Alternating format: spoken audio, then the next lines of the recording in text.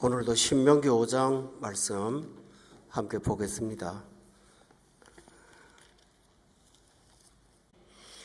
1절을 보면 모세가 온 이스라엘을 불러 그들에게 말하되 이스라엘아 라고 말하면서 오늘 내가 너희의 귀에 말하는 규례와 법도를 듣고 그것을 배우며 지켜 행하라 라고 말씀하셨습니다. 이 세계 역사 가운데 아주 특이한 민족이 이스라엘입니다.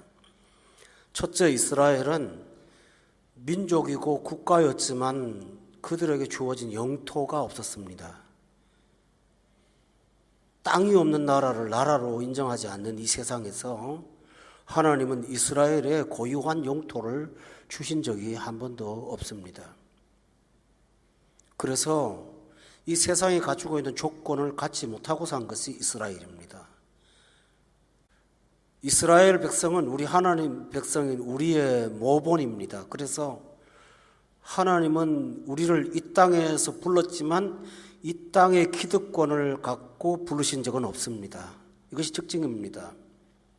두 번째로는 이스라엘 백성은 세계 민족 중에서 가장 작은 소수였습니다.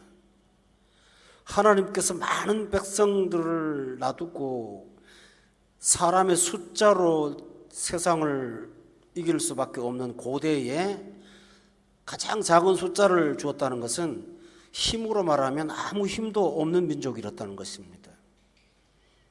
우리 예수 믿는 사람이 세상 사람처럼 조건과 어떤 강한 도구들을 갖추고 사는 사람이 아니고 우리의 부르심을 보면 가문이 있는 자도 별로 없고 또 우리의 부르심을 보면 세상보다 능한 자도 없고 우리가 부름받은 것을 보면 이 세상 사람보다 탁월한 것도 없는 것이 우리의 특징입니다. 이것이 이스라엘입니다. 세 번째로 이스라엘의 특징은 기술을 배워서 사는 민족이 아니었다는 것입니다. 40년 광야 생활 동안에 가나안을 목적으로 하셨다면 사람들 같으면 뭐랄까요? 가나안에 가서 농사를 지어야 되니까 농업에 대한 기술을 공부하겠죠. 환경과 기후도 연구를 하고 씨앗을 뿌리는 것부터 해서 그 나라의 언어도 배우고 하면서 준비하지 않습니까? 그런데 이스라엘 백성들이 광야 생활 40년 동안 가나안 땅에 들어갈 정착할 준비를 조금도 하지 않았습니다. 아니 하나님이 그렇게 시키질 않습니다. 우리가 세상에 나가서 살지만 사실 세상에 나가 살아보면 믿는 자의 믿음의 삶, 믿음을 적용하는 삶으로는 도무지 살 수 없는 게 이 세상입니다. 적용 자체가 안 돼요. 다 수단과 기술을 갖고 사는 사람들 아닙니까? 그런 세상에서 믿음 하나만 가지고 믿음을 적용하고 산다는 것은 가능한 일이 아니에요. 그런데 하나님은 이 세상에 적용할 만한 어떤 기술을 우리에게 주시는 것이 아니고 하나님이 요구하시는 것은 다른 데 있었어요. 이것이 이스라엘 백성과 우리의 특징입니다. 그러면 구약 성경 40년, 출애굽 40년 동안 이스라엘 백성이 배운 것은 다른 거 아니에요. 십계명 주시고 십계명 해설하는 얘기를 40년 동안 들었어요. 그리고 말씀하시기를 1절에 보세요. 너희 귀에 말하는 규례와 법도를 듣고 그거 배우고 지켜 행하라고 그랬지. 기술을 배워라. 문화를 배워라. 그런 말씀을 하지 않았다는 거예요. 하나님의 규례와 법도인 계명을 듣고 배우고 그것을 지켜 행하는 것, 이것이 신자의 삶이에요. 그런데 하나님은 그렇게 사는 자에게 10절에 보면 은혜를 베풀어 주신다고 그랬어요. 그러니까 우리는 배우고 지키고 행하고 사는 것이고 하나님은 그런 자를 은혜로 대우하셔서 16절에 보시면 그리하면 내 하나님 여호와가 내게 준 땅에서 내 생명이 길고 복을 누리리라. 아멘. 이렇게 말씀하셨어요. 그렇다면 우리 예수 믿는 사람은 환경이 바뀌거나 내 살아가는 상황의 조건이 다르고 나쁘고 상관없이 우리는 계명 따라 살면 하나님이 허락하신 은총 가운데 살 수 있도록 부름받은 백성이라는 사실을 여러분과 제가 믿어야 됩니다. 흉년이 와도 살 수 있고 풍년이 와도 못 삽니다. 못 산다는 말은 풍년 때에 풍년으로 사는 사람이 아니거든요. 그러므로 우리가 시시각각 매일 세상을 살면서 이 삶의 현실이나 경제 상황 때문에 우리가 휘둘리지 않는다는 사실을 여러분이 항상 믿어야 염려를 이길 수가 있습니다. 그리고 평안할 수가 있습니다. 뭐 회고를 하고 경제 상황이 안 좋고 두바이를 사람이 떠나고 등등, 그것은 사실 우리하고는 아무런 관계가 없습니다. 우리는 하나님과의 관계가 중요한 것이지 세상의 조건은 아무 중요한 것이 없다는 사실을 믿기 바랍니다. 여러분, 이스라엘 백성들은 뼈저리게 경험했습니다. 나일강이 1년 365일 마르지 않고 흐르는 그 풍요의 땅에서 그들이 한 것은 겨우 얻어먹고 사는 거였잖아요. 그런데 땅에다가 물을 댈 수 있는 물조차 없는 척박한 땅, 가나안 땅을 하나님이 적과 꿀이 흐르는 땅이라고 말씀하시면서 하늘에서 내리는 비를 이른 비와 늦은 비로 주신다고 약속하신 그 약속을 믿고 가는 땅이라서 가나안 땅을 약속의 땅이라고 하는 거예요. 우리를 일컬어서 뭐라 하는지 압니까? 환경 따라 사는 사람이 아니라 약속 따라 사는 사람이라고, 약속의 자녀라고 하신 것을 여러분도 믿으시옵시오. 이것이 우리입니다. 하나님이 불러서 언약을 주시고 이대로 살아라. 그런데 이 십계명을 지키는 것이 너무너무 어렵거나 설명을 들어야 되거나 그런 거 하나도 없습니다. 굉장히 단순해요.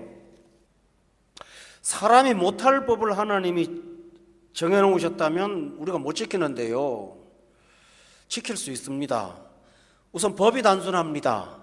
따르겠다고 하면 할 수 있는 것입니다. 예수 믿는 사람은 성령의 인도와 성령의 이끌림과 성령의 능력으로 사는 사람입니다. 우리가 결심하잖아요. 우리 힘으로 이루는 것이 아니라 하나님이 그 결심을 이루도록 도우십니다. 마음에 소원을 두고 행하게도 하시는 분이 하나님이시라는 사실을 믿으세요? 그 우리가 결심을 하면 가능한 것이 이것입니다. 어떤 사람들은 십계명을 무용론으로 주장합니다. 이것은 은혜의 시대는 필요 없다라고 말하지만 은혜 이후의 삶으로서는 너무 중요한 것입니다, 이게. 그래서 할 수 있다는 사실을 우리가 기억을 해야 되겠습니다. 중요한 사실이 있습니다. 십계명은 10계명인데요, 하나만 잘 지키면 나머지는 저절로 따라오는 계명입니다. 그것이 1계명입니다. 1계명이 뭐죠? 7절에 나 외에 다른 신도를 내게 두지 말라. 이거 하나만 지키면 나머지는 다 따라옵니다. 왜냐하면 나머지 것들은 여러 종류의 신이에요. 여러 종류의 신이에요. 그래서 나 외에 다른 신을 두지 말라고 하는 말씀을 우리가 지키면 나머지는 자동으로 지켜질 수 있는 것이 십계명의 특징입니다. 조항조항 하나하나 따로 생기는 게 아니에요. 여러분, 은혜가 충만하면 모든 게 다 되고요, 은혜가 식으면 전부 다 걸립니다. 이게 십계명의 특징이에요. 그래서 우리가 주목할 사실은 나 외에, 다시 말하면 하나님과 나와의 관계가 올바른 것을 주목하고 그걸 붙잡아야 됩니다. 그거보다 더 귀한 게 없어요. 너희가 먼저 그 나라와 그 의를 구하라. 그리하면 이 모든 것을 뭐 한다고 그랬죠? 더해주는 건데요, 사람이 그 나라와 그 의를 안 구하면 더해주는 것을 구하게 돼요. 그것 때문에 쫓아다니게 돼요. 그래서 황폐해지는 거예요. 그러니까 성경 말씀이 이렇게 방대하고 하지만 우리가 지킬 수 있는 건 참 단순해요. 하나님과의 나와의 관계를 온전케만 하면 나머지는 다 따라오는 복이라는 사실을 여러분이 알아야 됩니다. 다시 말씀드리죠. 우선순위가 뭐예요? 먼저 할 일, 먼저 할 일. 아멘. 따라합시다. 먼저 할 일. 내 생애에서 먼저 할 일이 있잖아요. 11조요. 아무 생각 안 하고요, 먼저 할 일이에요. 그거 딱 따라 따로 떼어놓으면 너무 간단하잖아요. 먼저 할 일을 생각 안 하고 다른 게 우선순위가 되니까 이게 시험거리가 되는 거예요. 이거 안 하면 안 되는 먼저 할 일이에요. 딱 떼어놓고 생각하면 아무런 생각이 안 납니다. 저는 목사라서 그런지 몰라도요, 수십 년 동안 11조 가지고 갈등해 본 적이 한 번도 없습니다. 왜냐하면 당연히, 그리고 먼저, 그건 의식이 없어요. 이미 여러분이 아침에 일어나서 적어도 세수하지 않고 학교 가지 않잖아, 애들이. 그죠? 왜냐하면 먼저 할 일이거든요. 그거 안 하고는 못 간단 말이에요. 생활 습관인 것처럼 우리가 경건의 습관을 하나님을 먼저 우선시하고 나면 나머지는 자동으로 풀리게 돼 있습니다. 할렐루야. 내가 할 일을 붙잡으면요, 하나님이 내 자식 문제고 뭐고 다 해결하시는 거 여러분하고 제가 다 보는 거잖아요. 그렇죠? 그건 내가 고민할 문제가 아닌데 왜 내가 쓸데없이 고민하냐고요. 그래서 십계명 얘기를 하는 거예요. 너는 나 외에 다른 거 하지 마. 너하고 나 그것만 붙잡으면 나머지는 절로 되는 걸 뭐 간음하지 말라 애쓰고 뭐 부모 공경하라 애쓰고 그럴 필요도 없어요. 제가 또 하나 얘기할까요? 부모 공경이요, 내 힘으로 합니까? 하나님 은혜로 합니다. 순종을 내 힘으로 하는 게 아니고요, 하나님을 붙잡으면 나머지는 순종하도록 환경도 만들어주시는 걸 믿으세요? 주님이 하시는 일입니다. 얼마나 아름다운지 모릅니다. 보세요. 쉽게 말할게요. 도둑질 하지 말라. 풍요한데 뭐 도둑질 합니까? 은혜 받아서 내 영혼이 만족한데 다른 사람이 롤렉스를 타고 다니는, 롤렉스가 아니라 뭡니까? 뭐 기가 막힌 차를 타고 다니든 뭐든 내 영혼이 만족한데 뭐가 도둑질을 하겠습니까? 결핍이 있으니까 도둑질을 하는 거예요. 간음이요? 내 가정 사랑하고 내 아내 귀하고 소중하고 복이라고 생각하는 사람한테 눈이 돌아갑니까, 여러분? 안 돌아가요. 저기 한국에 계신 목사님 중에 한 분이요, 사모님하고 6.25 전에 잠깐 내려갔다 오게 하고 목사님 나만 내려오면서 헤어졌는데요, 평생을 북에 계신 사모님만 그리워하면서 사는 거예요. 눈 하나 까딱 안 하고 뭐 지키려고 애쓰는 게 아니라 북에 있는 사모님이 너무 그리워서 그 마음이 꽉 차니까 다른 거 생각이 안 났대요. 그 목사님 브라질에 가서 목회하시다가 LA 그 영락교회 목회하셨는데요, 김 목사님이신데 미국 시민권 따시고 제일 먼저 한 일이 뭔지 아세요? 사모님 보러 북한 갔어요.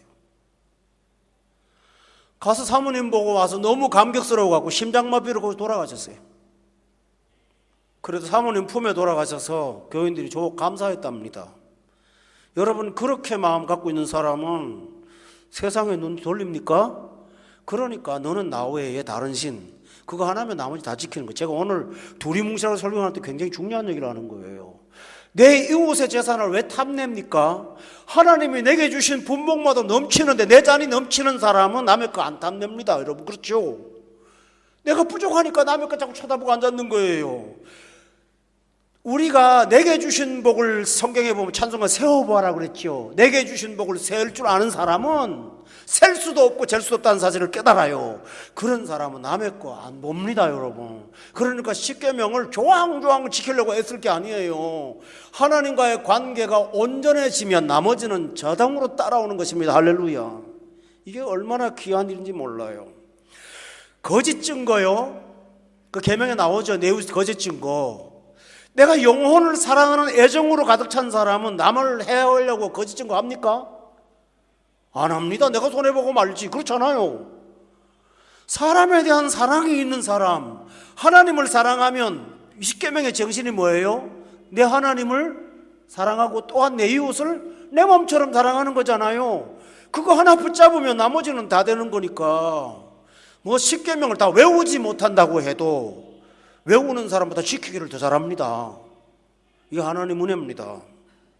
저는 그래서 오늘 십계명 얘기를 마지막으로 하면서 바로 1계명만 붙잡아라, 그럼 나머지는 다 된다, 이렇게 말씀드리겠습니다. 조금 우리가 긍정으로 지금 은혜로 봤습니다만 부정으로도 볼 게 하나 있습니다. 여러분, 십계명은 다른 말로 율법이에요. 그런데 로마서는 무서운 말을 해요. 모든 사람은 율법 아래 죄인이에요. 율법은 모든 사람을 정죄해요. 이 온 인류는 율법 아래 있다고 돼 있어요. 참 무서운 거죠. 십계명을 지키면 놀라운 은혜인데 이걸 못 지키면 무서운 형벌의 조항으로 다가온다는 것입니다. 그런데 여러분, 그것도 십계명의 범죄 형태도요, 1계명을 안 지키면 나머지 다 따라오는 죄입니다. 지키면 다 따라오는 복이고 안 지키면 다 따라오는 죄목입니다. 제가 쉽게 말할게요. 하나님을 인정하지 않죠. 그럼 자기 멋대로 하나님 생각해요. 2계명 범하죠?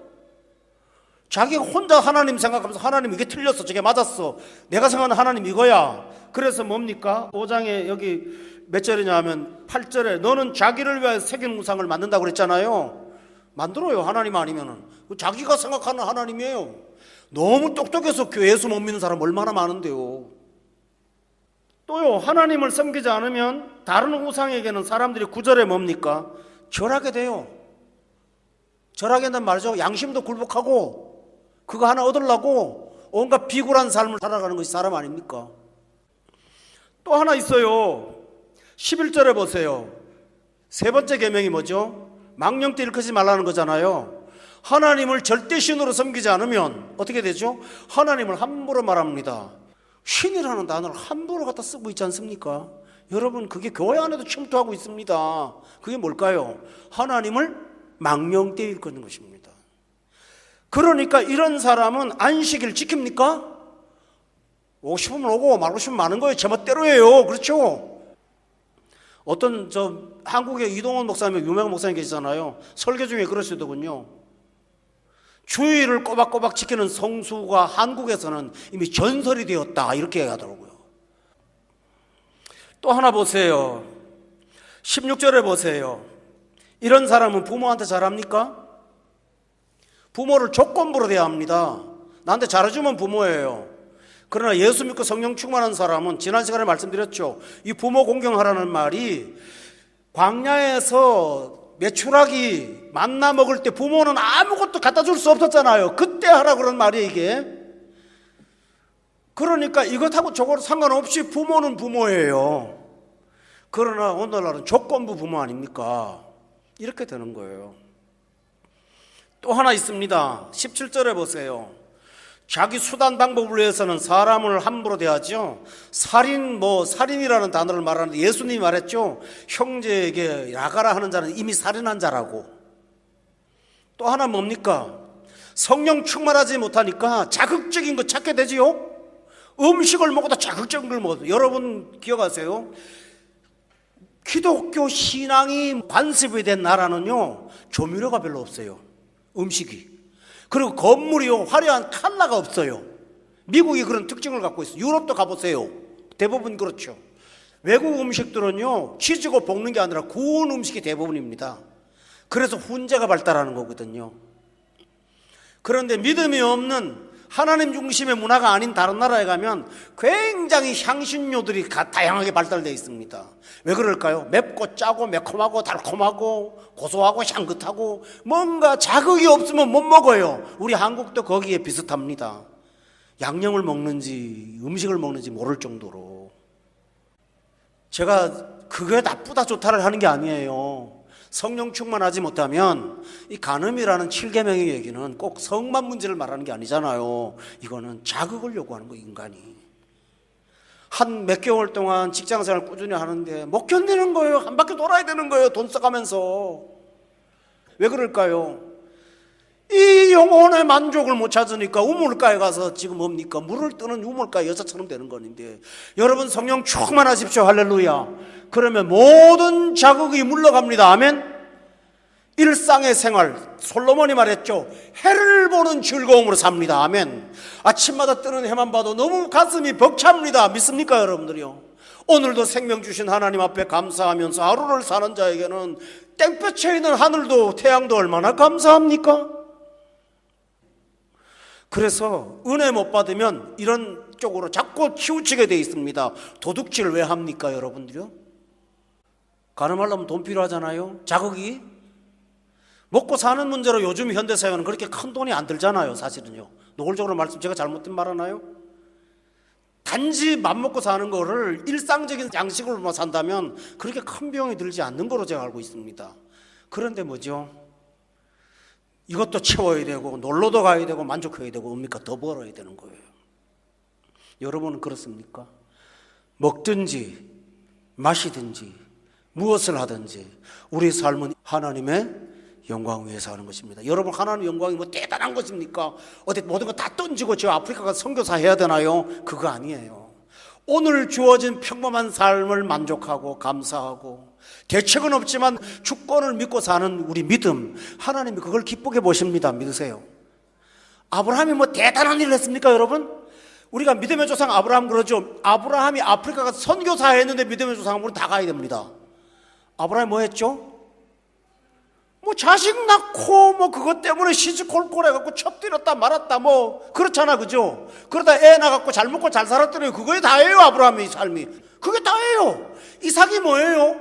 나이 들어 장가 못 가다가 마누라 얻어갖고 기분 좋아서 살다가 얻어먹을 거 실컷 먹다가 저녁에 묵상하고 그게 다예요. 야곱이 뭐 엄청나게 예배당 짓고 뭐 했나요? 이래저래 파란만장해서 살다가 하나님 앞에 얻어 터지고 깨지다가 옆구리 다치고 쩔룩거려 가면서 애굽 가가지고 축복하고 그게 다잖아요. 그런데 하나님은 뭐라 그러죠? 나는 아브라함의 하나님, 이삭의 하나님, 야곱의 하나님이야. 당신을 소개하고 있습니다.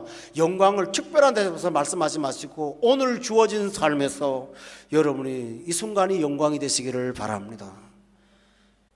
도둑질 하지 않습니다. 그러면 증거하지 않습니다. 여러분 21절 보세요.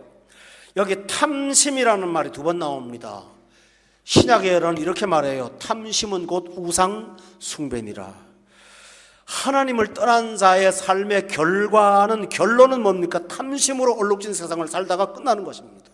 탐심으로. 탐심이라는 말이 뭘까요? 평생 만족하지 못하고 늘 탐하다가 끝나는 거니까 늘 목마른 인생이죠. 늘 배고픈 인생이고. 여기서 우리가 다시 한 번 더 강조할 것은 간음도 신이죠. 돈도 신이죠. 탐심도 신이죠. 타인의 행복도 신이죠. 하나님을 단순하게 너는 나 외에라는 말을 쓰지 않으면, 그걸 따르지 않으면 너는 나 외에 다양한 존재들을 두려워하고 따르게 된다는 것입니다. 다시 말하면 마음이 갈려서 정신세계가 분열돼서 어느 것 하나도 만족을 줄 수가 없습니다. 왜 그럴까요? 이 세상은 어떤 부분적인 만족을 조금 줄 수가 있습니다. 그러나 요만한 만족 때문에 요만한 고통도 따라옵니다. 더 큰 고통도. 죄악의 쾌락은 잠시지만 고통은 영원한 것입니다. 여러분, 사람들이 순간적으로 감정이 흔들릴 수 있습니다. 누구나 다. 그때 여러분이 마음을 붙잡아야 될 거는 요거는 순간이야. 근데 요 하나 선 넘었으면 평생 지옥이야. 이걸 여러분이 기억해야 됩니다. 그리고 이겨야 됩니다. 요 행복이 계속할 것 같은 거 절대 아니에요. 하나님이 정하신 아닌 것들을 붙잡으면 그 순간은 즐거울 수 있어요. 몇 시간 동안은. 그러나 거기에 따른 죄의 결과가 얼마나 고통스러운지를 몰라요. 여러분 뭘까요? 예수 믿는 사람은 오늘이 만족해요. 믿지 않는 사람은 늘 탐심으로 살게 돼요. 그러니 오늘 십계명에 대한 얘기를 결론을 내리면서 저는 마지막 얘기를 하나 하겠습니다. 사람이 부족하면 탐심이 생길 것 같지요? 아닙니다. 아담과 하와를 예로 들겠습니다. 에덴 동산에 모자라는 게 있었나요? 부족이 있었나요? 불행이 있었나요? 위험이 있었나요? 미래에 대한 두려움이 있었나요? 아무것도 없었죠. 얼마든지 만족하고 살 수 있도록 하나님이 충족하게 만들어 놓은 삶 속에서 그들은 스스로 만들어낸 결핍으로 고생을 하고 살았습니다. 결국 그 결핍이 뭘까요? 자기가 하나님 되는 것입니다. 그래서 결핍 때문에 하나님이 지금 하신 것들을 놓고 상상으로 그걸 먹으면 너무 좋아질 거라는 환상 속에 빠져갖고 자기가 자기 기만에 빠져서 결국은 온 인류를 범죄에 빠뜨리지 않았습니까? 오늘 결론을 내리겠습니다. 십계명의 삶은 특별한 것을 경고하고 있는 것이 아니라 일상을 경고하고 있습니다. 그렇죠? 일상을 경고하고 있습니다. 그러므로 여러분이 십계명을 따라 살려면 오늘 하루 가운데 지금 이 순간 가운데 있는 하나님이 주신 축복들을 세워보시기를 바랍니다. 그리고 평범한 것을 기뻐하고 이것을 귀한 선물로 여기는 저와 여러분 되기를 바랍니다. 병원에 가서 돈 제일 많이 드는 치료가 뭔지 아세요? 수술이 아닙니다, 여러분. 여러분이 청구서를 보면요, 막상 수술 들어가서 돈은 별로 안 돼요. 수술 후에 그 사람을 살리는 도구들이 돈이 되게 많이 듭니다. 근데 그 수술 후에 사람을 살리는 게 뭔지 아세요? 강제로 숨쉬게 하는 인공숨 있죠? 이거 하루에 엄청난 돈 들어갑니다. 맥박 뛰는 거 있죠? 그거 가려면 엄청난 돈 들어갑니다. 소변 4번 빼내는 거 있죠? 그거 건강할 때 내가 내 힘으로 했잖아요. 근데 그거 다 돈 청구합니다. 그게 뭔지 압니까? 사람의 신진대사를 하루에 움직이는데 천문학적인 비용들이 청구되고 있습니다. 여러분, 평범한 게 얼마나 귀한지 아세요? 저는 병원교회 목회했기 때문에 이 사실을 목도하고 살았습니다. 환자 중에 하나가 화장실에 가서 인사불성이 돼갖고 응급실에 가는 경우가 종종 있었습니다. 왠지 아세요? 하반신이 마비된 분들이 대변을 자기 힘으로 못 보잖아요.